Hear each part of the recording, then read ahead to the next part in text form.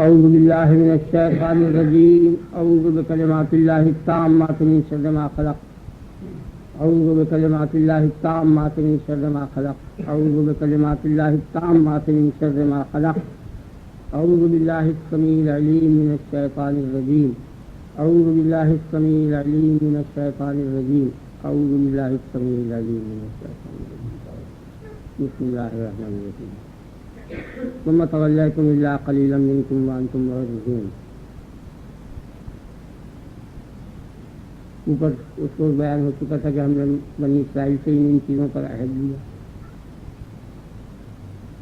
اور تم سے یہ باتیں اللہ کے سوا کسی کی عبادت نہ کرنا، ماں باپ کے ساتھ احسان کرنا، قرابت داروں کے ساتھ احسان کرنا، یتیموں کے ساتھ، مسکینوں کے ساتھ، لوگوں سے اچھی طرح پیش آنا. بہت تفصیل سے یہ مضمون بیان ہو چکا پچھلے اتوار میں. پھر اللہ تبارک و تعالی نے فرمایا کہ تم پیٹ پھر گئے الا قلیلا منکم، سوائے چند آدمیوں کے تم میں سے سب نے منہ پھیر لیا اور اس عہد کی کا ایفا نہیں کیا، اس سے پورا نہیں کیا، اس سے پابند نہیں رہا. وانتم معرضون، اور تمہاری عادت ہی ہے روح گردانی کرنے کی، منہ پھیرنے کی. وانتم معرضون، تم نے اعراض کیا. تولیتم کے معنی تولی جو ہے اس کے معنی تو پیٹ کے پھیرنے کے ہیں، اور اعراض کے معنی مواجہے سے آمنے سامنے جس طرح گفتگو ہو رہی ہے اس طرح سے بات کرتے کرتے اور ایک دم عرض کی طرف متوجہ ہو جائے اور منہ سے ہٹا جائے نظروں، اس کو اعراض کہتے ہیں. اب میں آپ کے سامنے کر رہا ہوں، اب میں نے آپ کی طرف سے مواجہت ختم کر دی اور عرض کی طرف متوجہ ہو گیا، تو یہ چیز اعراض کہلاتی ہے. اور ایک منہ پھیر لیا، یہ تولی کہلاتی ہے. تم نے منہ پھیر لیا یعنی تمہارے بزرگوں نے، اور تم نے اعراض کیا کہ تمہارے پاس دلائل کافی آ چکے ہیں اور اس کے باوجود تم نے پھر تصدیق محمد صلی اللہ علیہ وسلم کی نہیں کی. موجود بنی اسرائیل کی طرف سے تعلق یا یہ کہ دونوں باتیں انہی کی طرف ہیں، انہوں نے پیٹ پھیری اور منہ پھیرائی ان کی عادت کی، یا دونوں باتیں انہی کی ہیں، یا منہ انہوں نے پھیرا، پیٹ انہوں نے پھیری، منہ انہوں نے پھیرا. تینوں معنی لگتے ہیں. یہ اس آیت کا ترجمہ ہے اور بہت صاف ہے تو جس میں دقت نہیں ہے. تو اب یہاں اعراض کی یہ معنی ہے کہ تم نے ان اچھی باتوں سے منہ پھیر لیا.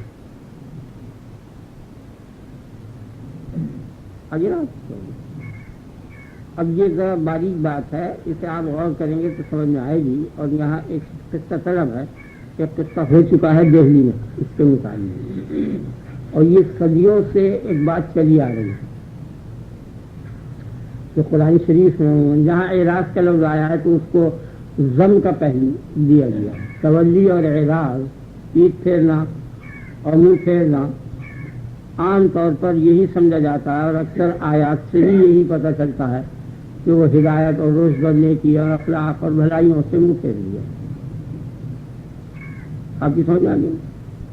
وانتم معرضون، تمہاری عادت ہی یہی ہے کہ تم اعراض کرتے ہو حق سے، ایمان سے، نبوت سے، اخلاق سے، اچھائیوں سے، اعمال صالحہ سے.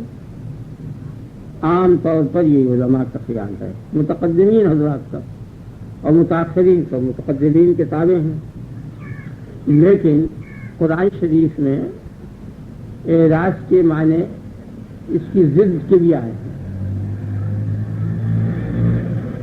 جیسے وَأَعْرِضْ عَمَّنْ تَوَلَّىٰ عَنْ ذِكْرِنَا، منہ پھیر لے اس شخص سے کہ جس نے ہماری یاد سے پیٹ پھیری.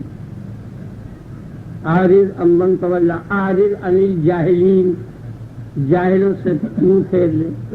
فتولی عنہم وما انت بملوم، تو ان سے پیٹ پھیر لے، تیرے اوپر کوئی ملامت نہیں ہے. فتولی عنہم وقال یا آصفا، یعقوب علیہ السلام نے ان سے پیٹ پھیر لی تو وہ سب شر تھے اور اشرار تھے، بیٹے ان کے شر تھے. قال انتم شر مکانا، حضرت یوسف علیہ السلام نے بھائیوں سے کہا کہ تم بدترین درجے کے لوگ ہو. تو نبی جس کو کہے گا شر و شری ہوگا، تو بھائی شر سے منہ تیرا. تو اعراض اصل میں دونوں معنی میں آتا ہے، اور یہ ایک بڑے راز کی بات ہے جو میں تمہیں بتا رہا ہوں. یہ ان کے بھیدوں میں سے ایک بھید ہے. آپ کی سمجھ میں آ گیا یا نہیں آیا؟ ابھی تو خیر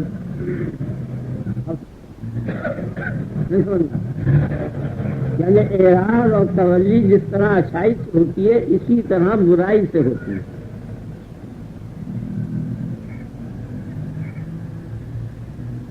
بری چیز سے بھی اعراض کرتا ہے، اچھی چیز سے بھی اعراض کرتا ہے. جس میں نے آپ کے سامنے چند آیتیں پڑھ کر سنا دی.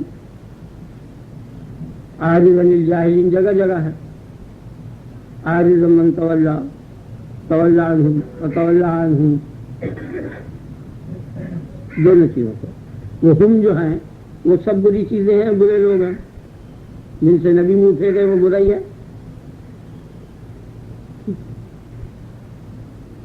اب اس کا فائدہ کیا ہے؟ اس مضمون کے بیان کرنے کا یہ ایک حل ہے، ایک دقت کا، جو بڑی سخت دقت تھی. تینوں قسم کے علماء مسلمانوں کی تینوں جماعتیں موجود تھیں، اور بڑا عظیم شان ایک جلسہ تھا اور مدت رہا. تینوں فرقوں کے لوگ تھے. علماء دیوبند بھی تھے، علماء بریلوی بھی تھے، علماء اہل حدیث بھی تینوں سے تھے. اللہ تبارک و تعالی نے فرمایا کہ لو علم اللہ فیہم خیرا لاسمعہم، اگر اللہ تعالیٰ ان کو جان لیتا. لو علم اللہ فیہم خیرا، اگر اللہ تعالیٰ ان میں بھلائی جان لیتا، اللہ تعالیٰ کو ان کی بھلائی کا علم ہوتا، یعنی اللہ تعالیٰ کو علم بالخیر ہوتا. یہ معنی ہے اس کے. لو علم اللہ فیہم خیرا لاسمعہم، تو وہ ان کو سنا دیتا. آیت کا ترجمہ صاف ہو گیا. لو علم اللہ فیہم خیرا لاسمعہم، اگر اللہ تعالیٰ ان میں بھلائی جانتا تو ان کو سنا دیتا. ولو اسمعہم، اور اگر وہ ان کو سنا دیتا لتولوا وہم معرضون، تو وہ پیٹ پھیر کر بھاگ جاتے اور روگردانی کرتے. یہ ان دونوں آیتوں کا ترجمہ ہے، دونوں ٹکڑوں کا. اگر اللہ تعالیٰ ان میں بھلائی جانتا تو ان کو سنا دیتا، اور اگر وہ ان کو سنا دیتا تو وہ منہ پھیر کر بھاگ جاتے. پیٹ پھیر کر یا منہ پھیر کر دونوں کام کرتے. آگے نا اسے سب سے مولوی شبیر، مولوی کفایت صاحب، سب جتنے حضرات، مولوی عبدالسلام بدری کے بھی علماء، اہل حدیث بھی، مولوی محمد نظری بھی، سب. آیت کا ترجمہ آپ کے سامنے آ گیا، مفہوم سمجھ میں آ گیا. یہاں دشواری یہ ہے، کوئی اس اعراض کے معنی سمجھانے سے یہ فائدہ ہوگا کہ ایک دشواری یہ حل ہو جائے گی. دقت اس کے اندر یہ ہے کہ اگر میں یہاں نہ آتا تو یہ مضمون آپ کے سامنے نہ بیان کرتا. آپ سمجھ رہے ہیں؟ یعنی اس کی کیا معنی ہے؟ اگر میں یہاں نہ آتا تو یہ مضمون نہ بیان کرتا. اس کے معنی یہ ہیں کہ میں آیا اور مضمون بیان کیا. یہ جو اردو میں اگر کا لفظ ہے اس کے معنی سمجھا رہا ہوں. دن رات بولا جاتا ہے نا اگر کا لفظ، تو اگر کے کیا معنی؟ یعنی پہلے کی نفی سے دوسرے کی نفی ہے، شرط کی نفی سے جزا کی نفی. آپ سمجھ رہے ہیں مطلب؟ یہ جو لفظ اگر کا بولا جاتا ہے اردو میں، وہی عربی میں لو کا لفظ ہے. دونوں کے ایک ہی معنی ہے. لو کے معنی وہ اگر، ایک ہی چیز ہے. اردو میں اگر کہتے ہیں، عربی میں لو کہتے ہیں. تو لو کے معنی کیا ہیں؟ لانتفاع الاول لانتفاع الثانی، اول کی نفی سے ثانی کی نفی. تو اگر اللہ تعالیٰ ان میں بھلائی جانتا تو ان کو سنا دیتا. تو اس کے معنی یہ ہوئے کہ اللہ تعالیٰ نے ان میں بھلائی نہیں جانی اور ان کو نہیں سنایا. اب مطلب صاف ہو گیا، آسانی ہو گئی آیت کے معنی سمجھنے میں. اللہ تعالیٰ نے ان میں بھلائی نہیں جانی، جیسے ابو جہل وغیرہ ہیں، فرعون ہیں، اور جو لوگ ہیں جن کے متعلق اللہ تعالیٰ نے خبر دی کہ وہ ایمان نہیں لائیں گے، جو شقی ہیں، جو کفر پر جن کا خاتمہ ہوا معاذ اللہ، ان لوگوں کے متعلق اللہ فرماتا ہے کہ اگر اللہ ان میں بھلائی جانتا تو ان کو سنا دیتا۔ تو اس کے معنی یہ ہوئے کہ اللہ نے ان میں بھلائی نہیں جانی اور ان کو نہیں سنایا، اور اگر وہ ان کو سنا دیتا وَلَوْ أَسْمَعَهُمْ، اگر وہ ان کو سنا دیتا تو وہ منہ پھیر کر بھاگ جاتے۔ تو اس کے معنی یہ ہوئے کہ اس نے ان کو نہیں سنایا اور وہ منہ پھیر کر نہیں بھاگے، اور چونکہ منہ پھیر کر بھاگنے کے معنی تمام علماء آج سے 700-800 برس پہلے کی کتابوں پر میں یہی لکھا ہے، اور میں نے دیکھا عام طور پر کہ لَتَوَلَّوْا عَنْهُمْ وَهُمْ مُعْرِضُونَ، یعنی لَتَوَلَّوْا عَنِ الْحَقِّ وَالْإِيمَانِ وَهُمْ مُعْرِضُونَ عَنِ الرُّشْدِ وَالْهِدَایَةِ، وہ ایمان اور حق سے بھاگ جاتے یا رشد و ہدایت سے بھاگ جاتے۔ آپ سمجھ رہے ہیں نا، عام طور پر یہی معنی چالو ہے اردو ترجموں میں بھی اور عربی کی جو پرانی تفسیریں ہیں ان میں بھی، اور اس کا بڑا قصہ ہوا۔ تو سب لوگوں نے یہی کہا کہ کتابوں میں یہی لکھا ہے، کتابوں میں یہی لکھا ہے، کتابوں میں یہی لکھا ہے، چرچا بڑا ہوا، پھر فتح میں کام جلسہ ہوا اور میں نے بیان کیا۔ تو یہ کوئی ضروری بات نہیں ہے کہ کتابوں میں جو لوگ لکھا کرتے ہیں وہ در حقیقت صحیح ہو، کبھی صحیح ہوتا ہے، کبھی صحیح نہیں ہوتا۔ چنانچہ اس میں کتنی دقت پیدا ہو گئی۔ اب دقت کے ابھی آپ کے خیال میں دقت نہیں آئی، اگر اللہ تعالیٰ ان میں بھلائی جانتا تو ان کو سنا دیتا۔ اس ٹکڑے کے معنی تو یہ ہوئے کہ اللہ تعالیٰ نے ان میں بھلائی نہیں جانی اور ان کو نہیں سنایا، اور اگر وہ ان کو سنا دیتا تو وہ منہ پھیر کر بھاگ جاتے، یعنی وہ ایمان نہ لاتے، حق کو قبول نہ کرتے۔ اس کے معنی یہ ہوئے کہ اللہ تعالیٰ نے ان کو نہیں سنایا اور وہ منہ پھیر کر نہیں بھاگے، کیونکہ نفی ہوگی نا دونوں کی۔ آپ سمجھے بات کو، اگر وہ ان کو سنا دیتا تو منہ پھیر کر بھاگ جاتے، یعنی وہ ایمان نہ لاتے۔ تو اس کے معنی یہ ہوئے کہ وہ اس نے نہیں سنایا اور وہ ایمان لے آئے، منہ پھیر کر نہیں بھاگے ایمان سے، یعنی ایمان لے آئے۔ خیال میں آ گیا نا، یہ بالکل پہلے جز کی، پہلے ٹکڑے کی دوسرا ٹکڑا رد کر رہا ہے۔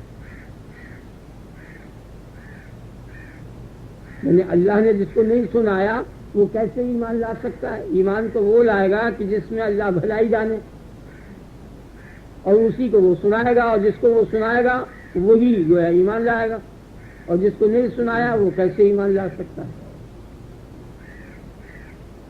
بات سمجھ میں آئی نہیں آئی؟ نہیں آئی۔ مطلب یہ ہے کہ علم بالخیر کو، اللہ تبارک و تعالیٰ کو ان کی خیر اور بھلائی اور ان کی اندرونی اچھائی کا علم ہوتا تو وہ ان کو سنا دیتا۔ تو سنانا لازم ہے اللہ تعالیٰ کے علم بالخیر کو، خلاصہ کرنا، یعنی اللہ کو علم ہو ان کی بھلائی کا، تو اس علم کو لازم ہے یہ بات کہ اللہ ان کو سنائے، اور سنانے کو یہ لازم ہے کہ وہ منہ پھیر کر بھاگ جائیں۔ اور جو شے کسی شے کو لازم ہوتی ہے اس لازم کا لازم بھی لازم ہوتا ہے اس کو۔ تو اس کے معنی یہ ہوئے کہ اللہ تعالیٰ کو ان کا علم بالخیر تھا ان کے متعلق، اور پھر وہ منہ پھیر کر بھاگ گئے، الٹا ہو گیا۔ نہیں سمجھ میں آپ کی سمجھ میں آیا؟ نہیں۔ یعنی اللہ تبارک و تعالیٰ نے یہ فرمایا کہ اگر اللہ کو علم ہوتا، اگر اللہ کو علم بالخیر ہوتا، لو علم اللہ فیہم خیرا، اللہ ان میں بھلائی جانتا تو ان کو سنا دیتا۔ تو بھلائی کے جاننے کو سنانا لازم ہو گیا نا۔ ولو اسمعہم، اور اگر وہ ان کو سنا دیتا تو وہ منہ پھیر کر بھاگ جاتے، یعنی نہ سنتے۔ سمجھ میں آیا نا؟ تو علم بالخیر کو تو سنانا لازم ہوا، اور سنانے کو منہ پھیر کر بھاگنا لازم ہوا۔ تو علم بالخیر کو منہ پھیر کر بھاگنا لازم ہو گیا، یعنی اللہ تعالیٰ جس کے دل میں بھلائی جانے، اس کے معنی یہ ہوئے کہ اس کو یہ لازم ہے کہ یہ کبھی بھی ایمان نہیں لانے کا۔ حالانکہ یہ بالکل غلط ہے، یہ بات ہے نہیں پہنچا گیا، پھر اور وضاحت کر دی۔ بہرحال سمجھ میں آ گیا نا؟ یہاں بڑے اونچے اونچے قسم کے لوگ تھے اور ان لوگوں کے میں نام نہیں لیتا. بہرحال جو اونچا طبقہ ہے علماء کا اس 20-25 سال دور کے اندر وہ سب تھا, اور یہ شکل ابھی تک جو کہ تو باقی ہے. اگر اللہ تعالیٰ ان میں بھلائی جانتا تو ان کو سنا دیتا, اور اگر ان کو سنا دیتا تو وہ منہ پھیر کر بھاگ جاتے. اب دیکھیے گا ایک ٹکڑا تو یہ ہے کہ اللہ تعالیٰ ان کو سنا دیتا, اگر اللہ تعالیٰ انہیں بھلائی جانتا تو ان کو سنا دیتا, اور اگر ان کو سنا دیتا یہ مشترک ہوا, وہی جو کا تو ہے, تو وہ منہ پھیر کر بھاگ جاتے. تو مشترک جس کو اگر بیچ میں سے نکال ڈالیں تو یہ معنی ہوگا اس کے کہ اللہ تعالیٰ ان میں بھلائی جانتا تو وہ منہ پھیر کر بھاگ جاتے. یہ نتیجہ نکلا ہے, وہ مل چلنا ہے. اب جاؤ فتح دیکھیے لا علم اللہ فیہم خیرا لا اسمعہم ولا اسمعہم, اگر لا اسمعہم کو بیچ میں سے نکال دیں تو عبارت یہ ہو جائے گی کہ لا علم اللہ فیہم خیرا لتولوا وہم معرضون, تو وہ منہ پھیر کر بھاگ جاتے. یہ دقت پیدا ہوئی, تمام ہندوستان کا عالم اس میں جمع ہوا, مدت اس میں گفتگو ہوا, اور کوئی حل نہیں ہو سکتا. آگے آپ کہتے ہیں اب مضمون تو جب سمجھ میں نہیں آیا ہے اگر تو اس کی اور ہم تشریح کرنے کی کوشش کریں گے. لیکن بہرحال اول تو یہ بات ہے اس کے اندر دقت کہ اللہ تعالیٰ ان کو سنائے اور پھر وہ نہ سنے, یہ خلاف عقل ہے, غیر معقول بات ہے. اب کون سی طاقت باقی رہ جائے گی جو ان کو سنا دے گی؟ ناممکن اور محال ہے کہ خدا سنائے کسی کو. ابو جہل کو خدا سناتا اور وہ نہ سنتا, یہ محال اور ناممکن. اور یہاں سنانے سے خدا کا ذاتی سنانا مراد ہے, نبی کے واسطے سے سنانا مراد نہیں ہے, کیونکہ نبی تو سنا چکا سب کو, ابو جہل کو بھی, ابو بکر کو بھی, دونوں کو سنا چکا, دونوں فریقوں کو سنا چکا.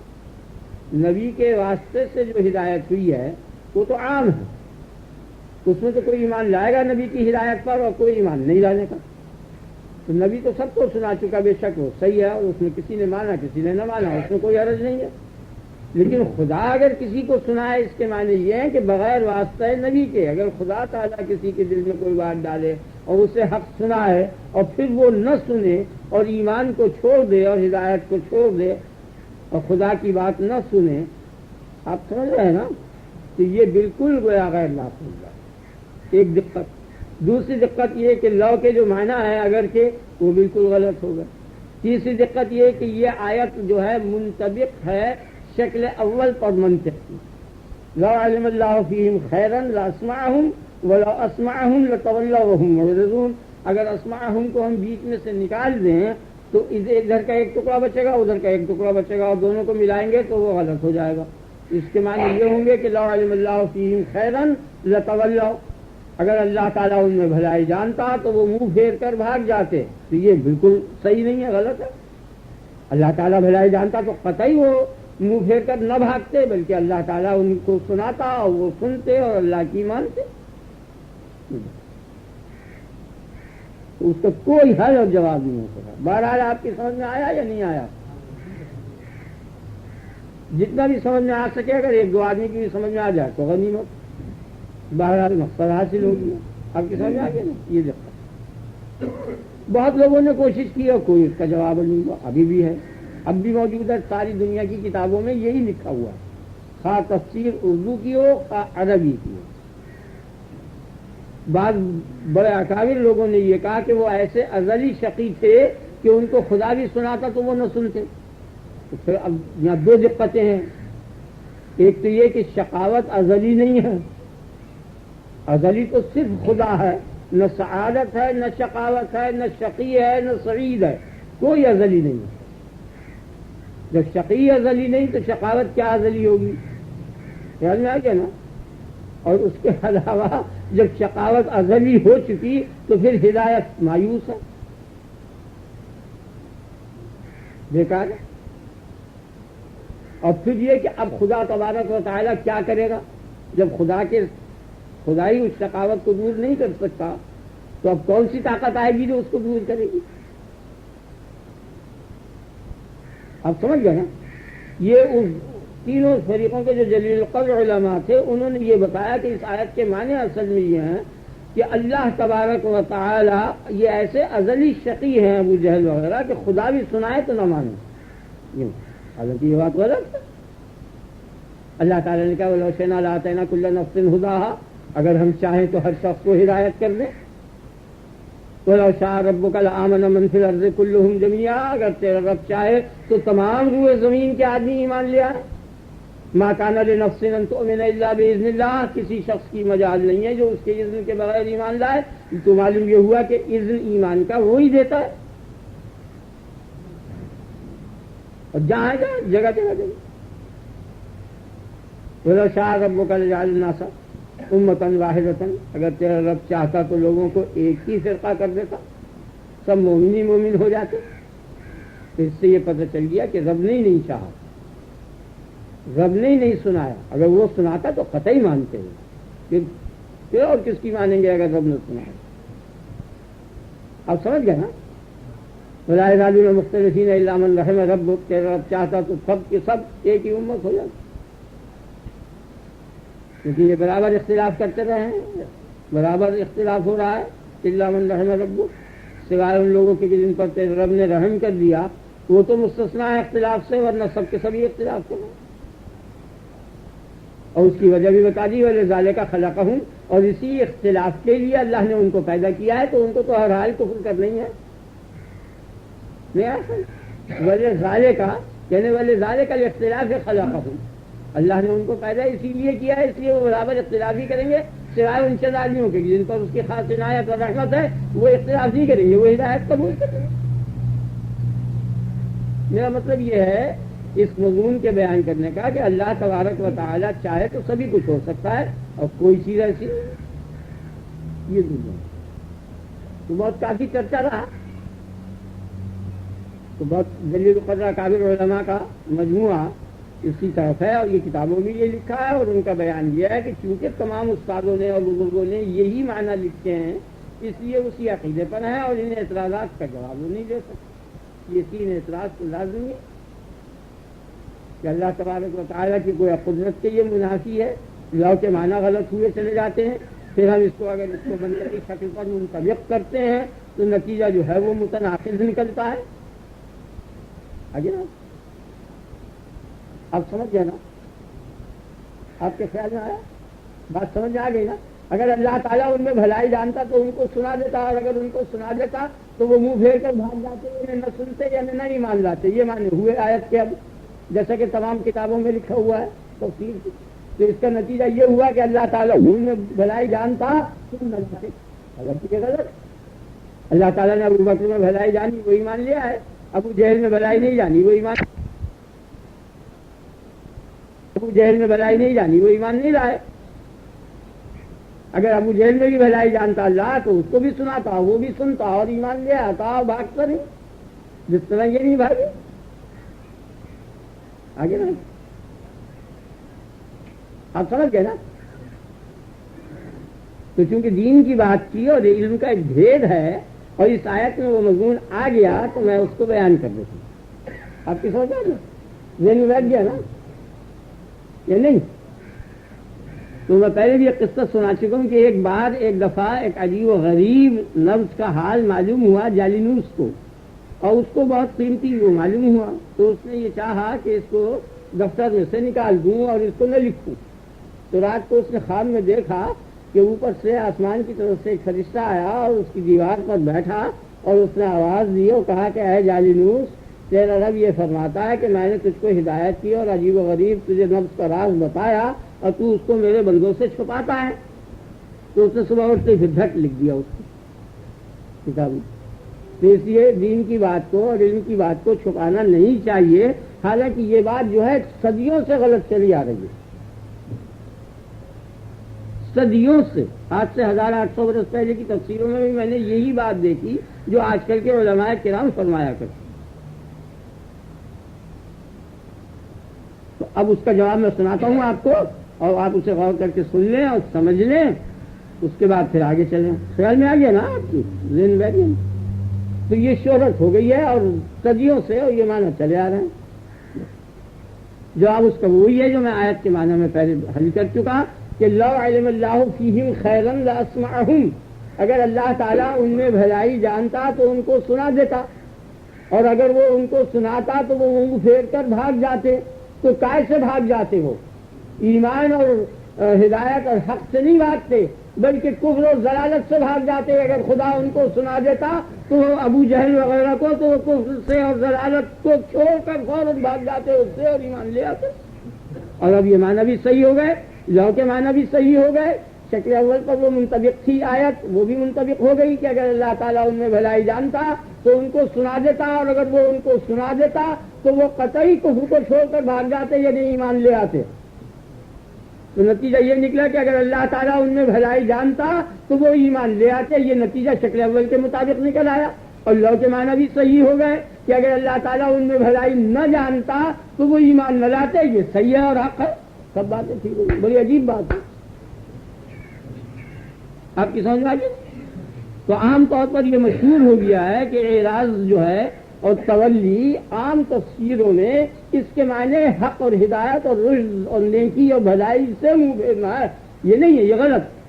ورنہ یہ آیت کے معنی بالکل ٹھیک نہیں ہوں گے. اور شہادت میں نے آپ کے سامنے اور بہت سی آیتیں پڑھ دی کہ ناحق اور بری چیزوں سے بھی اعراض ہوا ہے. خیال میں آ گئی نا، برابر رسول اللہ صلی اللہ علیہ وسلم کو حکم رہا ہے وَعَارِضْ عَنِ الْجَاهِلِينَ وَعَارِضْ عَمَّنْ تَوَلَّىٰ. خیال میں آ گئی نا. وَتَوَلَّىٰ عَنْهُمْ وَقَالَ يَا أَسَفَىٰ عَلَىٰ يُوسُفَ. ان سے منہ پھیر لیا حالانکہ وہ شریر تھے، اخیار نہیں تھے. شریر ہونے کی ان کی دلیل کیا ہے؟ یوسف علیہ السلام نے کہا قَالَ أَنْتُمْ شَرٌّ مَكَانًا. بھائیوں کو کہا کہ تم شر ہو، بدترین درجے کے ہو. تو اس سے پتہ چل گیا کہ وہ بھائی جو تھے وہ اخیار نہیں تھے، اشرار تھے. تو اشرار سے منہ پھیرا، جاہلوں سے منہ پھیرا، جو خدا کی یاد سے غافل رہا اس سے منہ پھیرنے کو حکم دیا. والذین، آپ سمجھ گئے نا. اور صاف آیت ہے والذین هم عن اللغو معرضون. یہ سب سے زیادہ کھلی آیت ہے. والذین هم، کامیاب ہو گئے مومن. قد افلح المؤمنون، کامیاب ہو گئے مومن. کون سے مومن؟ الذین هم فی صلاتهم خاشعون، جو مومن کے اپنی نماز میں خشوع اور خضوع کرتے ہیں. ویسے اردو میں اس کے لیے عاجزی کا لفظ ہے. مطلب یہ ہے کہ وہ تمام دنیا سے بے خبر ہو جاتے ہیں اور جس وقت ان کو اللہ کا جلال نظر آتا ہے تو ظاہر ہے کہ وہ اس کی برداشت نہیں کر سکتے اور متحمل نہیں ہو سکتے اور بالکل بہہ جاتے ہیں اور عاجز اور ادنیٰ ترین ہو جاتے ہیں. تو علت فلاح جو ہے وہ خشوع اور خضوع ہے. اب اس کی تدبیر اللہ تبارک و تعالی نے بتائی کہ یہ خشوع نماز میں کیوں کر میسر ہوگا. اس کے لیے کلیہ فارمولہ اور ضابطہ بتا دیا کہ والذین هم عن اللغو معرضون. یہ خشوع ان لوگوں کے نصیب میں ہے کہ جو لغو سے، لغو اس فعل کو کہتے ہیں کہ جو نہ برا ہو نہ اچھا ہو. اب جو ایسے فعل سے بچ جائے گا کہ جو نہ برا ہو نہ اچھا ہو تو ایسے فعل سے تو لازمی بچے گا جو برا ہی برا ہو. نہیں سمجھا آپ؟ تو تیسرا وہی فعل رہ گیا جو اچھا ہی اچھا ہے. تو آپ سمجھ رہے نا بات کو، ترتیب کو.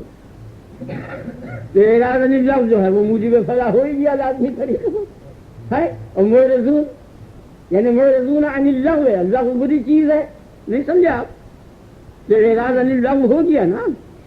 تو اسی طرح یہاں ہے لا اسمعهم لتولوا وهم معرضون عن اللغو وعن الجہالۃ والضلالۃ والکفر والشرک وغیرہ وغیرہ. اگر اللہ ان کو سنا دیتا تو وہ لغو سے، شرک سے، کفر سے سب سے بھاگ جاتے. تو اللہ ہی نے نہیں سنایا. یہ بالکل حق ہے. ہوتی آپ کی سمجھ میں بات آ گئی نہیں کہ اگر اللہ تعالیٰ ان میں بھلائی جانتا تو ان کو سنا دیتا، اور اگر وہ ان کو سنا دیتا تو وہ منہ پھیر کر بھاگ جاتے. تو آج یہ 1000 سالہ دور کا مفسر یہ فرما رہا ہے آگے نا آپ کے خیال میں کہ وہ منہ پھیر کر بھاگ جاتے یعنی خدا کی ہدایت قبول نہ کرتے. یہ ان کا فرمان غلط ہے. خدا کا فرمان حق ہے اور صحیح ہے. کیونکہ اگر خدا کے سنانے کے بعد کوئی منہ پھیر کر بھاگے تو اب پھر کس کے سنانے کے بعد وہ منہ پھیر کر جہالت سے اور کفر سے بھاگے گا؟ کوئی اور طاقت ہی باقی نہ رہی. تو بڑی مایوسی کی چیز ہے.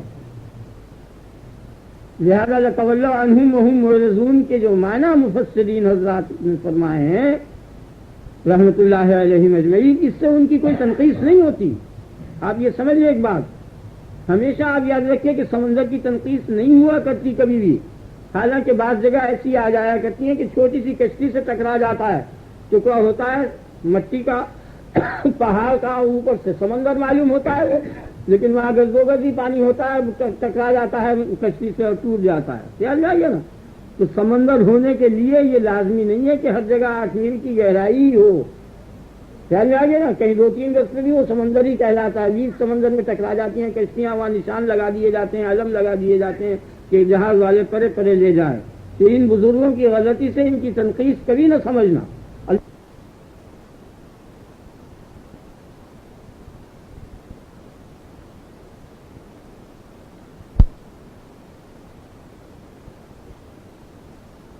نا کہیں 2-3 گز پہ بھی وہ سمندر ہی کہلاتا ہے۔ 20 سمندر میں ٹکرا جاتی ہیں کشتیاں، وہاں نشان لگا دیے جاتے ہیں، علم لگا دیے جاتے ہیں کہ جہاز والے پرے پرے لے جائیں۔ تو ان بزرگوں کی غلطی سے ان کی تنقید کبھی نہ سمجھنا۔ اللہ تبارک و تعالیٰ ان سب پر رحم کرے اور سب کو جنت الفردوس میں جگہ دے۔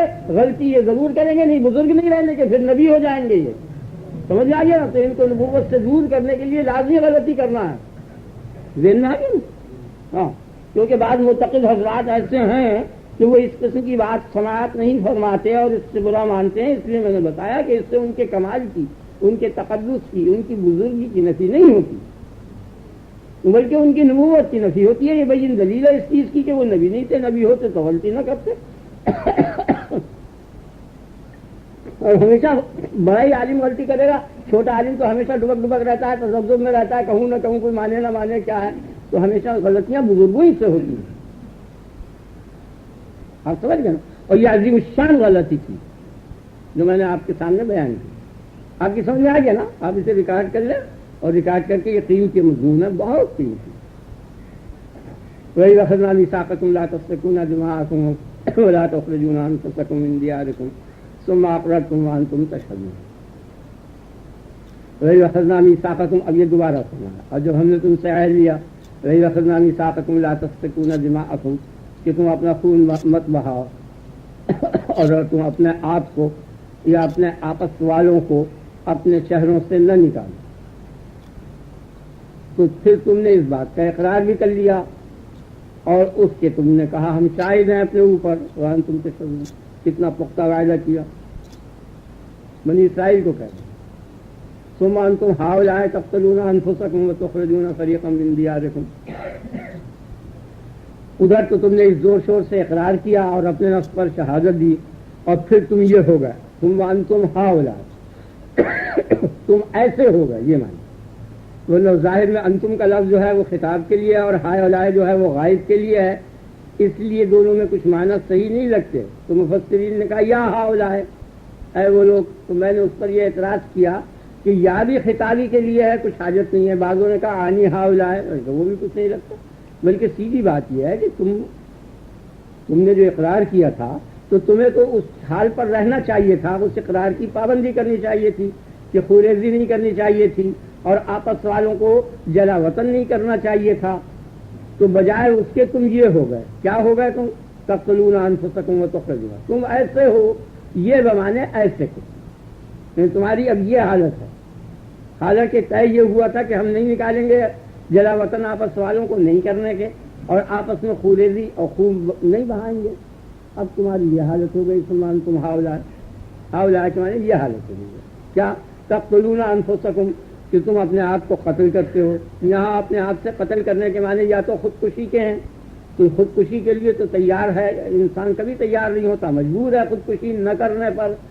پھر جو شے ایسی ہے کہ جس پر انسان مجبور ہو اس کے متعلق حکم دینا، تکلیف دینا، وہ صحیح نہیں ہے، آپ سمجھ گئے نا۔ خودکشی پر تو انسان خودکشی نہ کرنے پر مجبور ہے، تو جس شے پر مجبور ہے اس کی تکلیف نہیں دی جا سکتی، تو خود ہی نہیں کرنے کا۔ تو یا تو اس کی یہ معنی ہے کہ تم اپنے آپ کو تم قتل کرتے ہو اپنے آپ کو، اس کے معنی یہ ہے کہ تم ایسے اعمال خراب کرتے ہو کہ جس کا لازمی نتیجہ ہلاکت ہے، دنیا میں یا عقبہ میں۔ یا تم کسی کو قتل کرو گے، اس کے پلٹے میں قصاص ہوگا، یا اور بدامنی پھیل کر قوم کی قوم تباہ ہو جائے گی، اور یا یہ معنی ہے کہ تم بدعمالیاں کرنے کے بعد جہنم میں آخر میں جاؤ گے، اور یا یہ معنی ہے انفسکم کے کہ تم آپس میں ایک دوسرے کو قتل مت کرو، یہ معنی ہے۔ اپنے آپ کو تم قتل کرتے ہو، اس کے معنی یہ نہیں ہے کہ تم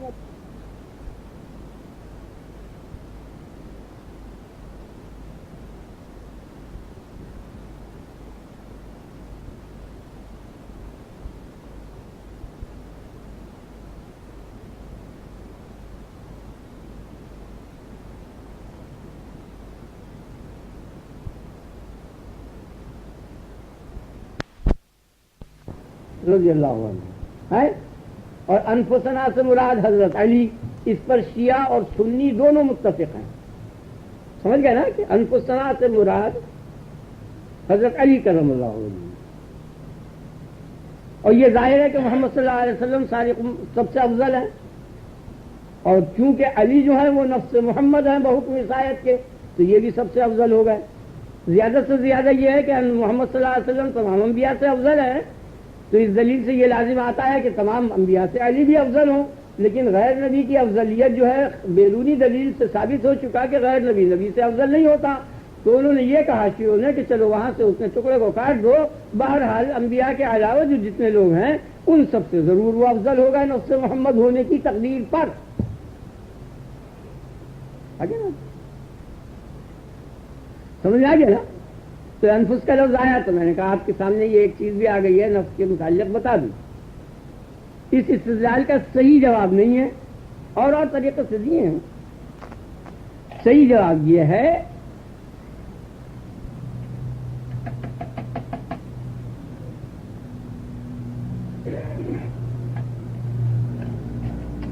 رسولا من انفسکم، اللہ تبارک و تعالی نے تمہارے نفسوں میں سے رسول کو بھیجا۔ اگر نفس جو ہے موجب عینیت ہو تو مخاطب ہیں وہاں کفار، تو چاہیے یہ کہ کفار جو ہے وہ عین محمد صلی اللہ علیہ وسلم ہو جائے۔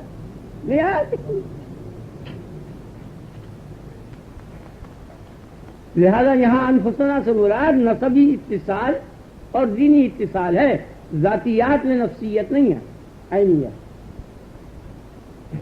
لقد من اللہ علی المؤمنین اذ بعث فیہم رسولا من انفسہم، اللہ نے بڑا احسان کیا کہ مومنوں میں سے انہی کے نفسوں میں سے رسول بھیجا۔ تو رسولا من انفسہم، رسول ان کے نفوس میں سے ہیں، تو جن نفوس میں سے رسول ہے، رسول اس کے ساتھ متفق ہو گئے اور متحد ہو گئے، جیسے یہاں حضرت علی متحد ہو گئے نبی کے ساتھ، یاد نہیں آ گیا نا؟ اب وہ جماعت ہے کافر، تو کافر کے ساتھ متحد ہو گئے، آپ کی سمجھ آ گئی؟ تو انفسنا و انفسکم کے معنی یہ ہے کہ اتصال نسبی، جہاں اتصال نسبی ہوگا وہاں بھی نفس کا لفظ کہا جائے گا، اور جہاں اتصال دینی ہوگا وہاں بھی نفس کا لفظ کہا جائے گا۔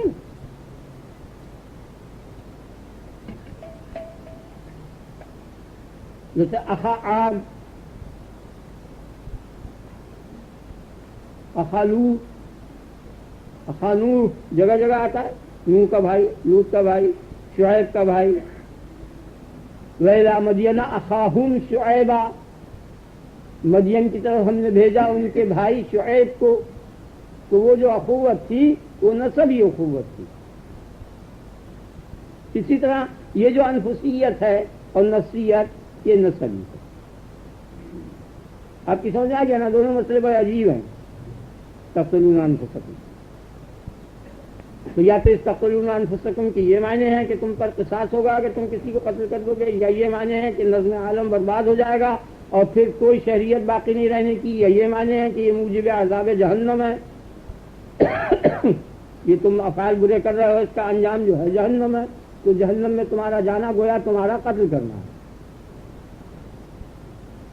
تظاہرون علی الاثم والعدوان، اور تم کیا کرتے ہو؟ تظاہرون علی الاثم والعدوان، اسم اس فعل کو کہتے ہیں کہ جس فعل کے کرنے پر ملامت کی جائے، اور عدوان کے معنی ظلم کے، تم ظلم اور تعدی کی حمایت کرتے ہو، تعاون کرتے ہو۔ تظاہر کے معنی تعاون، اعانت کرتے ہو اور ہاں میں ہاں ملاتے ہو۔ تو اعانت ظلم کی اور ایسی بات کی کہ جس بات کے کرنے سے ملامت ہو، اس کا نام اسم ہے، اور ویسے اردو میں اس کے لیے گناہ کا لفظ آتا ہے۔ گناہ اور ظلم کی تم معاونت کرتے ہو، یعنی ایک آدمی قتل کر رہی ہے ایک جماعت اور دوسری جماعت کر رہی ہے ہاں بھائی ہمارے اس کو قتل کر دیتے. تو اگرچہ برا فعل کا کرنا جو ہے وہ برے فعل کی اعانت سے بدتر ہے، یہ صحیح، لیکن اعانت بھی بدتر ہے. آپ کی سمجھ میں بات آ گئی؟ تو وہ ایسا کیا کرتے تھے. یہاں ایک معتزلہ نے اعتراض کیا اہل سنت والجماعت پر کہ اعانت جو ہے ظلم پر اعانت، برائی پر اعانت قبیح ہے، ممانعت کی نا اللہ تعالیٰ نے. اور اہل سنت کے عقیدے پر اعانت برے فعل کے کرنے کی بندے کو خدا کی طرف سے ہے، کیونکہ وہ کہتے ہیں خدا تعالیٰ ہر فعل کا خالق ہے. تو برے فعل میں اس نے قوت اور اعانت پیدا کی، تو چاہیے یہ کہ خدا کا فعل بھی قبیح ہو. یہ اعتراض کیا. آپ سمجھ گئے؟ یعنی یہاں اس آیت سے یہ ثابت ہوا کہ اعانت ظلم جو، تو معتزلہ نے یہ اعتراض کیا اہل سنت والجماعت پر کہ اعانت ظلم اگر قبیح ہے تو خدا اعانت کرتا ہے ظلم کی تمہارے عقیدے کے مطابق، کیونکہ تم یہ کہتے ہو کہ بندوں کے فعل کا خالق خدا ہے. تو وہ ظلم کریں تو خدا کا فعل ہوا، اور اعانت ظلم کی کریں تو خدا کا فعل ہوا. آگے نا آپ کے خیال تو خدا کا فعل بھی قبیح ہو گیا ہے اس اعانت سے. تو سنیوں نے اس کا یہ جواب دیا کہ اللہ تعالیٰ بے شک اعانت پیدا کرتا ہے اور اعانت کرتا ہے ضرور، لیکن وہ مستثنا ہو گیا، اور یہاں جو فعل ہوتا ہے وہ مذمت نہیں کرتا. آپ سمجھے نا؟ نہیں سمجھنا ہے؟ یعنی اللہ تعالیٰ زجر کرتا ہے، ڈانٹتا ہے اعانت ظلم پر، اس لیے یہ فعل قبیح ہے. خیال میں آئیے نا؟ اور وہ جو خود پیدا کرتا ہے اعانت ظلم کرتا ہے اس پر وہ اپنے آپ کو نہ ڈانٹتا ہے نہ کچھ کہتا ہے. اس لیے آپ سمجھ گئے نا؟ یہ انہوں نے جواب دیا. باقی یہ جواب لغو ہے، بے معنی ہے، کچھ نہیں، حقیقت غلط. یہ صحیح ہے کہ اللہ تبارک و تعالیٰ ظلم پیدا کرتا ہے اور اعانت کرتا ہے، اس اصول کو ہم نے تسلیم کیا اور حق ہے. لیکن خدا کا فعل جو ہے وہ علیحدہ چیز ہے اور مخلوق کا فعل علیحدہ چیز ہے. حسن و قبح تابع ہے خدا کے حکم کے. خدا جس شے کو حسن کہے گا وہ حسن ہوگی، اور جس شے کو قبیح کہے گا وہ قبیح ہوگی. اور اس کے کہنے سے پہلے یا کہنے کے بعد یا کہنے سے علیحدہ نہ حسن ہے نہ قبح ہے، کوئی شے نہیں. وہی فعل آپ اگر کریں تو وہ قبیح ہے، اور وہی فعل وہ کرے وہ حسن ہے. آپ کسی کو مار ڈالیں تو قطعی قبیح ہے، قابل قصاص ہے. وہ روزانہ لوگوں کو مارتا ہے، روزانہ وبائیں آتی ہیں، موتیں آتی ہیں، پھسلاتا ہے، دھکا دیتا ہے، ہواؤں میں اڑا دیتا ہے، بھوکا مار دیتا ہے. دنیا بھر کی جتنے بھی موت کے اسباب ہیں سب وہ مہیا کرتا ہے. لیکن اس کے باوجود بھی جو شخص اس کا قائل ہے وہ اس کے متعلق یہی کہتا ہے کہ وہ ارحم الراحمین ہے، اور جبلت نے سب کی یہی بیٹھا ہوا ہے. اس کے معنی یہ ہے کہ جس فعل کو وہ کہے وہ کرے، وہ ہو سکتا ہے کہ وہ خیال لگے نا وہ حسن، اور وہی فعل آپ کریں اس کی منظوری کے بغیر وہ قبیح. اگر بغیر جرم سابق کے آپ کسی کو دکھ دے دیں تو وہ قبیح ہے. اور وہ روزانہ ایسا فعل کر رہا ہے بغیر جرم سابق کے، بچوں کو اندھا پیدا کر رہا ہے، چھوٹے چھوٹے بچوں کے خنازیر پیدا کر رہا ہے، بالآخر ان کو مار ڈالتا ہے، بھوکا پیاسا سب کچھ کرتا ہے. یہ فعل اگر آپ کریں اور سمجھ آئیے نا ہو کر مر جاتا ہے، اور اس کے پاس سب دوائیں وغیرہ اور سامان موجود ہے، سب کچھ کر سکتا جاتا ہے تڑپ تڑپ کے، اور ایک گھوٹ پانی کا اس کو نہیں پہنچتا. ملائکہ کے ذریعے بھیج سکتا تھا، خود اس کے منہ میں ڈال سکتا تھا، بارش کر کے کر سکتا تھا، کوئی بھی سبب نہ ہوتا تو پیاس کو پیدا نہ کرتا، سیرابی کو پیدا کرتا. یہی فعل آپ کریں، آپ کے دروازے پر کوئی پیاسا مر جائے تو ساری دنیا لعنت کرے کہ ایسے لئیم ہے، بخیل ہے، اور ایسے برے لوگ ہیں کہ آدمی پیاسا مر گیا ہے، گھونٹ پانی تک نہیں دیا. وہی فعل خدا کر رہا ہے، اس کا فعل دیکھنے اور سننے کے بعد سب اس کو ارحم الراحمین کہہ رہے ہیں. وہی فعل آپ کریں اگر تو سب آپ کو لئیم، بخیل، ظالم، خبیث سب کچھ. اس سے پتہ چل گیا کہ حسن و قبح تابع ہے اس کے حکم کے، ان فعلوں کے اندر نہ حسن ہے نہ قبح ہے. خیال ہے نا؟ اگر آپ سارے عالم کو قتل کر دیں تو کیا ہے؟ کچھ بھی قباحت نہیں، جب تک کبھی جب ہوگا جب وہ کہے گا. اگر وہ نہ کہے کبھی کچھ بھی. اب دن رات جانور ایک دوسرے کو قتل کر رہے ہیں، مار رہے ہیں، کھا رہے ہیں، پی رہے ہیں، کوئی ان پر ضم نہیں ہے. برابر یہ فعل ہو رہے ہیں بس، کیونکہ خدا نے اس کا نام قبح نہیں رکھا حرام نہیں رکھا، ناجائز نہیں رکھا جانوروں کے فعل کا، بچوں کے فعل کا، مجنونوں کے فعل کا، ان کے کسی فعل کے متعلق کوئی عیب نہیں لگایا، نہ اپنے فعل کے متعلق کوئی عیب لگایا. خیال میں آ گیا نا. اس نے اپنے فعل کو اچھا بتایا اور اپنے کسی فعل کا نام ظلم نہیں رکھا. خیال میں آ گیا نا. تمہارے فعلوں کی تقسیم کر دی، بعض کا نام اچھا رکھ دیا، بعض کا نام قبح رکھ دیا. تمہارے سے مراد عاقل بالغ مکلف. ٹھیک ہو گیا نا. وہی آتو کو مسارا تو فادو ہوں، آیت ختم کر دوں تاکہ رکوع پورا ہو جائے. وہی آتو کو مسارا تو آپ سمجھ گئے نا، بڑی اچھی بات ہے یہ. تو وہ جواب اہل سنت کا غلط ہے. صحیح جواب یہ ہے کہ حسن قبح کا قانون تابع ہے مکلف سے، غیر مکلف کے لیے نہیں ہے. سمجھ گئے؟ اگر کوئی پتھر اوپر سے لوٹتا ہوا آیا، نیچے شیشے کی بڑی قیمتی چیزیں رکھی ہوں اور آتی گر کے ان کا چورا چورا کر دے، تو اس گرنے والے پتھر پر کبھی ملامت نہیں ہوگی اور کبھی جل کر اس کو آگ میں نہیں ڈالا جائے گا اور مذمت نہیں کی جائے گی، اس لیے کہ اس کا نام خدا نے نہیں رکھا برا. لیکن اگر آدمی آپ پتھر مار کے توڑ دے اس کو تو لینے بیٹھ گئے نا. چھت پر سے اگر آپ کسی کو دھکا دے دیں تو وہ گر جائے گا، مر جائے گا، قصاص ہوگا، پکڑے جائیں گے. حالانکہ دونوں فریق اس بات کو حاکم اور محکوم اور سب اس بات پر متفق ہیں کہ موت خدائی کے حکم سے واقع ہوئی ہے. خیال میں آ گیا نا. لیکن چونکہ بیچ میں وہ آ گیا اور اس نے شرکت کر لی، اسی وجہ سے کہا ہے شرکت ظلم عظیم، شرک جو ہے بڑا ظلم ہے، اس نے میرے فعل میں شراکت کر کے اپنے آپ کو بھی تباہ کیا. خیال میں آ گیا نا آپ کی، نہیں سمجھا؟ اس شرک کی ظلمت کی وجہ یہ ہے کیا تو سارا اسی نے ساتھ ہاتھ کرا دھرا، یہ شریف کو بھی کہنے لگا میں نے کیا، دھکا دیا اس کو. خیال میں آ گیا نا، دل میں بیٹھ گیا نا آپ سے. اور ایسے گر پڑتا تو کچھ بھی نہیں تھا، نہ کوئی پھانسی تھی، نہ قصاص تھا، نہ کچھ. تو وہ بڑی اچھی بات ہے، ایمان کو پختہ کرنے والی بات ہے اور اصولی چیز ہے. خدا تبارک و تعالیٰ جو ہے ان قوانین کے اندر جو اس نے بندوں کے لیے مقرر کیے کبھی پابند نہیں ہونے کا.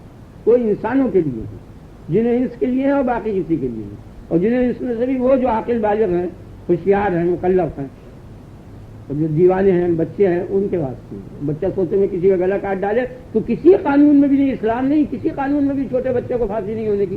3-4 برس کا بچہ اس طرح لے کے چھری لے کے کوئی آدمی سوچتا وہ کاٹ ڈالے تو اب یہ انگریزی قانونوں میں بھی اس کے لیے پھانسی نہیں. کیا پھر کے گولی مارے آدمی کے لگ جائے وہ مر جائے تو آپ کے لیے بھی، کیونکہ آپ کے اختیار سے مختار مکلف اور صاحب ارادہ ہو تب جا کے وہ پھر اچھا و برا ہوگا، اور نہیں تو نہیں ہوگا.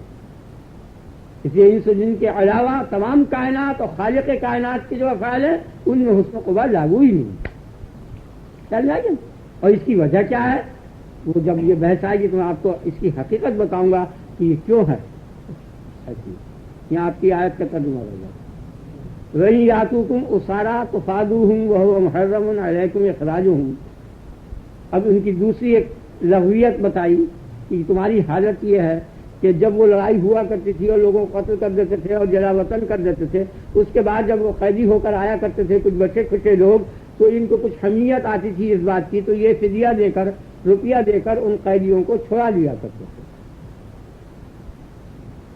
حالانکہ بات یہ ہے وَهُوَ مُحَرَّمٌ عَلَيْكُمْ إِخْرَاجُهُمْ، یہ ہوا جو ہے ضمیر شان ہے، کسی کی طرف نہیں پھر. ضمیر شان کا لفظ آیا کرتا ہے نا یہ نحو میں جگہ جگہ. اس کے معنی ہمارے یہاں اردو زبان میں عام طور پر علماء کرام نہیں بیان فرماتے. بات تو یہ ہے، یہ تو کون آگے بات ہوگی، لیکن بات تو یہ ہے، یہ بھی تو ایک بات ہے نا، بس یہی ضمیر شان ہے. اور بات تو یہ تھی کہ یہ جس طرح سے فدیہ لینا توریت کے اندر تھا جائز اور حکم خدا بندی، اسی طرح ان کا نکالنا بھی تم پر حرام تھا. تو تم نے ایک جز کو تو مانا توریت کے اور ایک جز سے انکار کیا. یعنی وَهُوَ مُحَرَّمٌ عَلَيْكُمْ اخراجہم کے معنی یہ، یعنی اخراجہم محرم علیکم وَهُوَ اصل الواقعۃ، اصل بات یہ تھی. تو ہوا ضمیر شان کے یہ معنی ہے.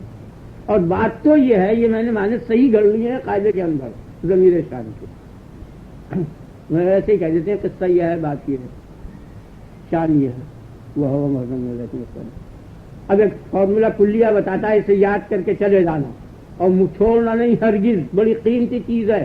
ہمارے زمانے میں آج سے 50 برس پہلے بڑے مناظرے ہوتے تھے، اور سید احمد خان جو لیڈر اول تھے مسلمانوں کے، ان کے یہاں یہ بڑے چرچے رہتے تھے، اور یہ سب ان کے شاگرد جتنے تھے مولوی شبلی وغیرہ اور حسین حالی اور یہ سب، ان سے وہ مضمون لکھوایا کرتے تھے کہ مسلمان قوم کے تنزل کا کیا سبب.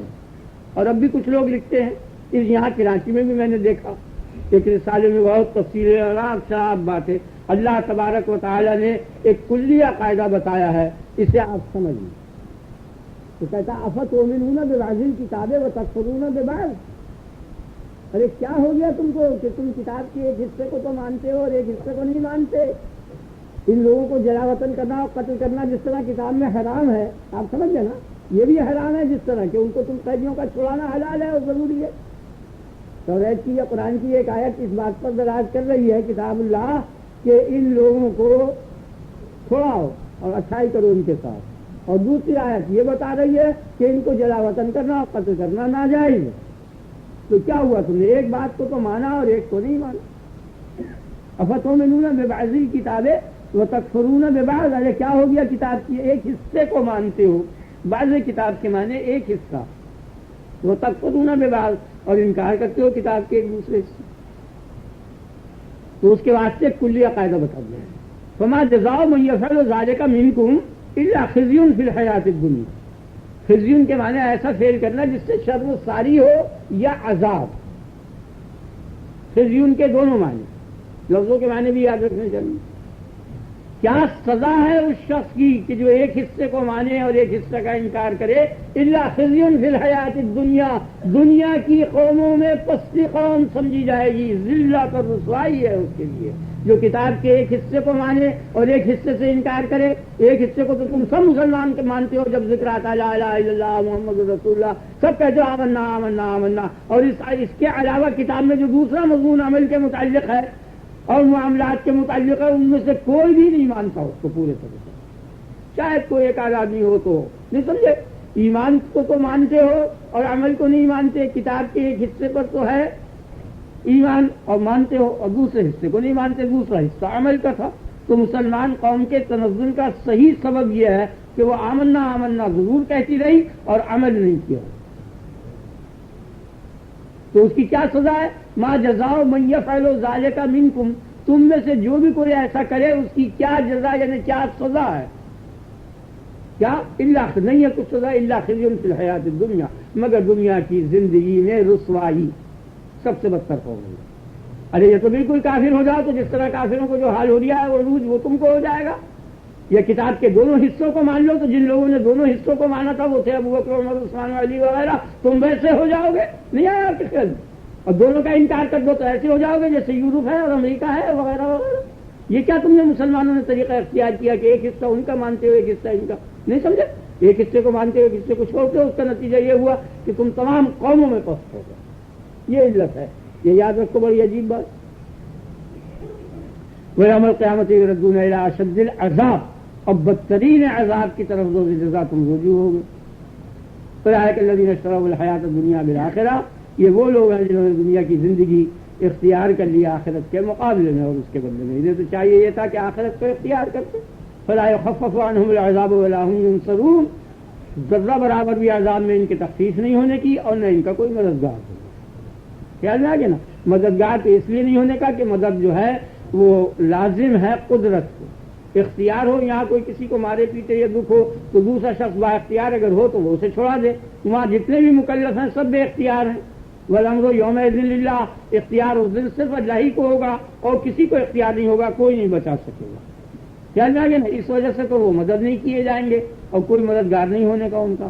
اور عذاب کی تخفیف اس لیے نہیں ہونے کی کہ یہ جو کفر ہے کہ نقطے کی بات ہے. یہ آدمی کہتے ہیں نا 40 برس 50 برس 60 برس کفر کیا اور ابدی عذاب, تو اور وہ برس جس کی کوئی انتہا نہیں. یہ 1 گھنٹہ کفر کیا, کفر کرتے ہی مر گیا, ہمیشہ ہمیشہ جہنم میں گیا.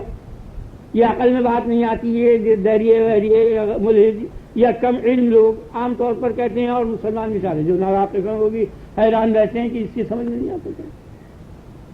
آپ سمجھ گئے نا, ذہن میں بیٹھ گیا نا.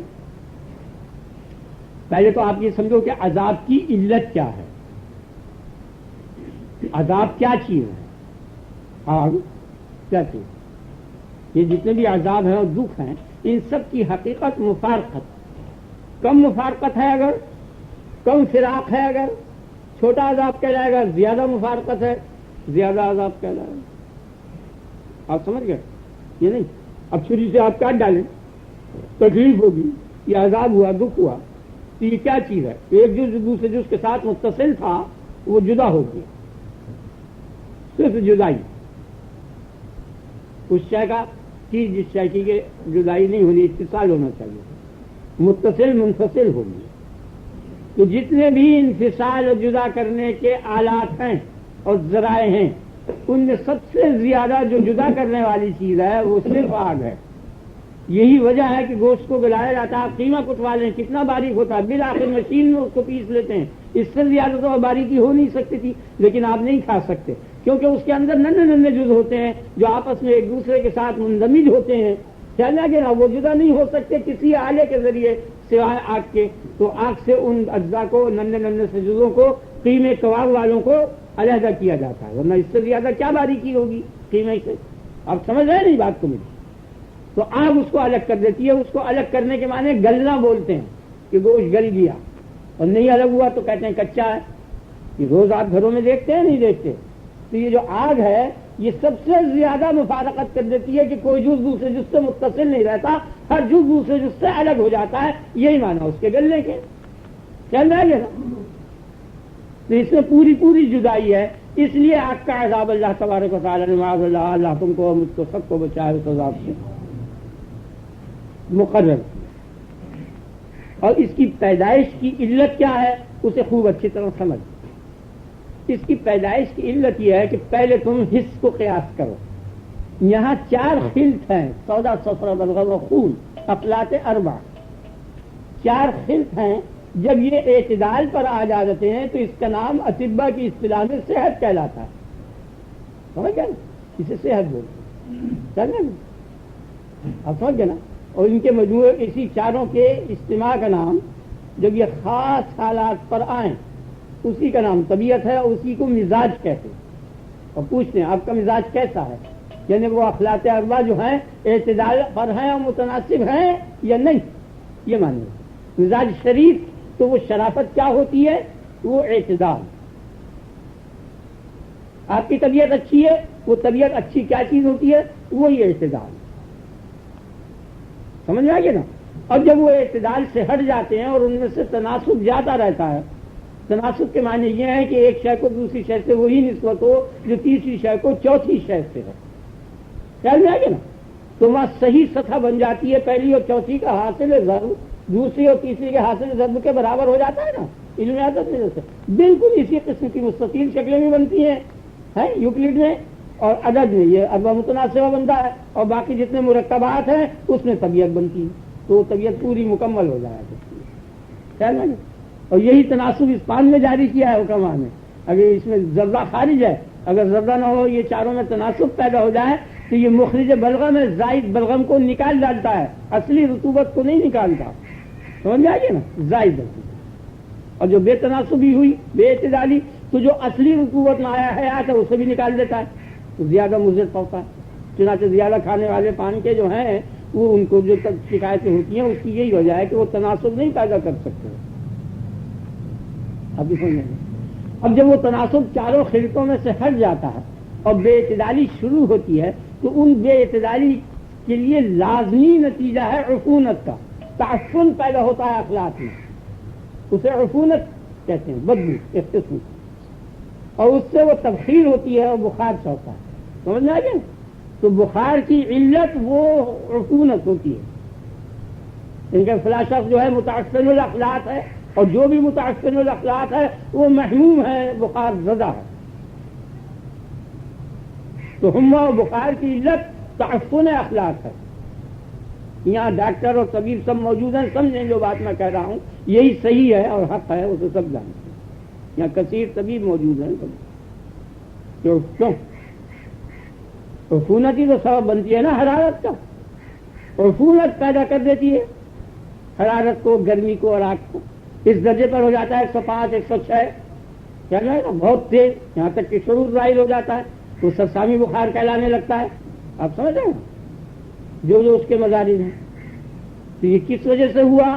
یہ اخلاق کی بے اعتدالی کی بنا پر یہ آگ پیدا ہوئی جس نے یہ دماغ کو خراب کر دیا اور موجب موت ہو جاتا ہے اکثر، کیا جائے؟ سپے محرقہ میں اور ان میں جیسے موتی جارہ کا بخار کہتے ہیں، اور سسامی بخاروں میں بہت کم نجات ہوتی ہے، اکثر مر جاتا ہے. تو اس کی علت کیا ہوئی؟ تعفن اخلاق، اخلاق میں بے اعتدالی. اسی طرح سے روح کے 3 خلط ہیں، ایک کا نام شہوت ہے، ایک کا نام غضب ہے، ایک کا نام عقل ہے. جب ان تینوں خلطوں میں بے اعتدالی پیدا ہوتی ہے تو اس بے اعتدالی سے جو نسبت روح کو بدن سے ہے، جتنی روح قوی ہے بدن سے، اتنی ہی قوی وہ اخلاق ہیں، اور اتنی ہی ان کی بے اعتدالی سے وہ عفونت پیدا ہوتی ہے. نہیں سمجھا؟ اور اس عفونت سے جو آگ پیدا ہوتی ہے اور گرمی، اسی گرمی کا نام جہنم ہے. نار اللہ الموقدۃ التی تطلع علی الافئدہ، وہ جو اللہ کی گرمی اور آگ ہے، سمجھ آ گیا نا، جو روشن ہوئی ہوئی ہے اور جل رہی ہے، وہ چڑھ جاتی ہے سینے تک، انہیں دل تک کو جلا دیتی ہے. دل بہت سخت چیز ہے نا، آپ نے دیکھا ہوگا سکے میں جب لگاتے ہیں کبھی بھی نہیں گلتا وہ، اور بوٹیاں گل جاتی ہیں دل نہیں گلتا. وہ اتنی تیز آگ ہے کہ دل تک کو جلا دیتی ہے.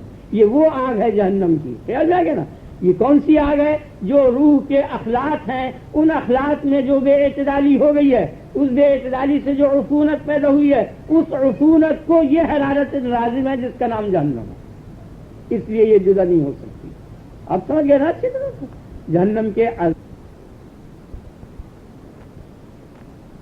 یہ کون سی آگ ہے؟ جو روح کے اخلاق ہیں، ان اخلاق میں جو بے اعتدالی ہو گئی ہے، اس بے اعتدالی سے جو عفونت پیدا ہوئی ہے، اس عفونت کو یہ حرارت لازم ہے جس کا نام جہنم ہے. اس لیے یہ جدا نہیں ہو سکتی.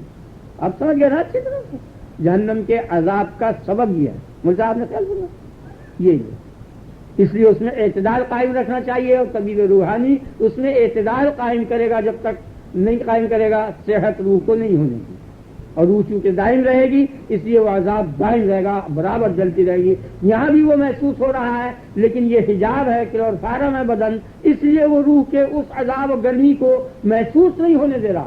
آج جو آپ جھوٹ بولیں گے یا غلط فعل کریں گے، خیال میں آئے گا نا، اور بے اعتدالی ان تینوں خلطوں میں پیدا اس وقت آپ کر لیں تو اس وقت وہ آگ نہیں نظر آنے کی آپ کو. اس کی وجہ یہ ہے کہ روح جو ہے اس کے ساتھ بدن سے متعلق ہو چکی ہے اور اس کو احساس نہیں ہونے دیتی، اور یہ پردہ پڑا ہوا ہے، حجاب ہے، اس لیے وہ نظر نہیں آتی. جو ہی یہ پردہ ہٹے گا فوراً دل کے اندر سے، جس دل کا نام روح ہے، اصلی دل، اس کے اندر سے یہ آگ لپٹے مارتی بھی نظر آنے لگے گی. معاذ اللہ، اللہ تعالیٰ آپ کو مجھ کو بچائے. اور یہی عذاب قبر ہے. اور مرنے کے بعد جو جسم ملے گا وہ نہایت شفاف و قوی ہوگا بمثل روح کے، اس لیے اس بدن میں وہ آگ لگنے لگے گی. بے بدن کا جو روح میں ہوگا وہ عذاب قبر ہے. اور یہاں جو محسوس ہوگا، اگر آپ ریاضات شاقہ کریں اور پھر فوراً تجربہ کر کے دیکھ لیں کوئی گناہ کر کے کہ اس کے اندر کتنی سوزش پیدا ہونے لگتی ہے روح کے اندر. یہ عذاب کی علت ہے جو میں نے آپ کے سامنے بیان کی. آپ سمجھ رہے ہیں نا یہ نہیں؟ اب رہ گیا دوام کیوں ہے، اس دوام کی بھی علت سمجھا. مطلب یہ کھال ہے، یہ کھال چھل گئی، آپریشن کیا، یہ کسی جگہ سے کاٹا اور فاسد بادوں کو کیٹ وغیرہ کو نکال دیا، وہ جڑ گئے، ٹاکے لگا دیے، ٹھیک ہو گیا، ورم وغیرہ جاتا رہا، صحیح ہو گیا. لیکن اگر عضو کو کاٹ دیا، عضو کا آپریشن ہوا، تو وہ آپ مرتے دم تک، آخر سانس تک کبھی نہیں اگنے کا، وہ کٹا ہی ہو رہے گا. نہیں سمجھ آیا؟ انگلی کاٹ ڈالیے آپ کسی کی، خالی آپریشن ہو تو وہ تو آرام ہو جائے گا کٹ کٹا کے. نہیں سمجھے آپ؟ دن بیٹھے نا، پھر جڑ جائے گا اور ٹھیک ہو جائے گا. لیکن اگر انگلی کٹ جائے تو کٹنے کے بعد وہ انگلی قیامت تک اگر آپ زندہ رہیں تو نہیں ہونے کی. نہیں سمجھا آپ؟ اگر آپ کی عمر 60 برس کی ہے تو 60 برس تک نہیں اگنے کا نا. اگر 100 کی ہو جائے، اگر لاکھ کی ہو جائے، کروڑ کی ہو جائے، ارب کی ہو جائے، اب تک رہے نہیں، ختم. تو وہ کفر جو ہے وہ تو عضو کو کاٹ ڈالا، روح کو کاٹ ڈالا ہے. نہیں سمجھا؟ روح کا جب گلا کٹ چکا اب وہ جڑنی ہی نہیں قیامت تک. کیا قیامت سے آگے اب تک نہیں جڑنے کی؟ یہی وجہ ہے جو اس کا نام ابدی عذاب ہے. آپ سمجھ گئے نا یا نہیں؟ کہ وہ عضوی بیماری ہے اور یہ گناہ جو ہے یہ جلدی بیماری ہے، اس لیے اس میں مرہم وغیرہ کرنے سے ان چیزوں سے ٹھیک ہو جائے گا. اور جو کفر پہ مر گیا پھر نہیں جوڑ سکتا، اس لیے ہمیشہ عذاب ہوگا. آپ سمجھ گئے؟ بڑی عجیب بات ہے جو میں نے آپ کو بتا دی، اور یہ شاید بالکل جدید بات ہے کہ کیوں یہ عذاب دائمی ہے. بھیا ختم ہو چکی ہے، اب انشاءاللہ اگلا رکوع ہوگا. اب آپ اپنے رب کی بڑائی بیان کرو اور اس کو بسم اللہ اللہ اکبر کبیرہ والحمد للہ کثیرہ وسبحان اللہ بکرۃ واصیلا. سبحان الملك القدوس سبوح قدوس سبوح قدوس سبحان الملك الحي الذي لا يموت سبحان الله وبحمده سبحان الله العظيم لا إله إلا أنت سبحانك إني كنت من الظالمين. اللهم صل على نبينا ومرشدنا ومولانا محمد وآله وأصحابه أجمعين. اللهم بارك على محمد وعلى آل محمد كما باركت على إبراهيم وعلى آل إبراهيم إنك حميد مجيد.